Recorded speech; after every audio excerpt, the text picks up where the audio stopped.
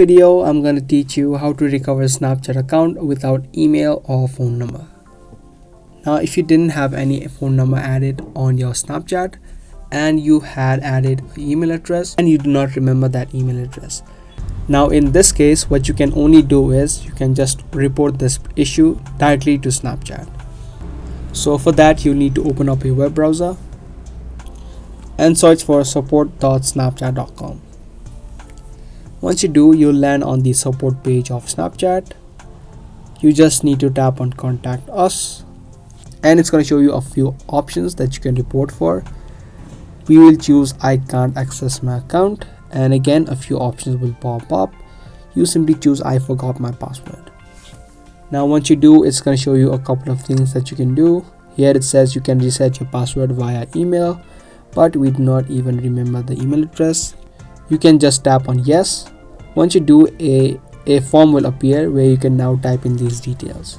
Now in the first box, make sure you type in the username of that exact account that you don't have the email or phone number of. And in the second box, you type in your existing email address. So you type in the email address that you're currently using so that Snapchat could contact you in that one. And the third option is you'll need to type in your phone number. So make sure to also type in your exact phone number that you're using. Also include a country code. So if you don't know your country code, you can just search for it in Google and you should be able to find it. After you enter all these three boxes, you can now add in your description. Now you can type in something like this, or if you want to add in more, you can also do that. Here I've just simply wrote I do not have access to my account and I also don't remember my email address or my phone number. And you can contact me in the above mentioned email or number. After you type in your description, you can now tap on send. Now once you report this issue, Snapchat should contact you on your email address or the phone number that you have given.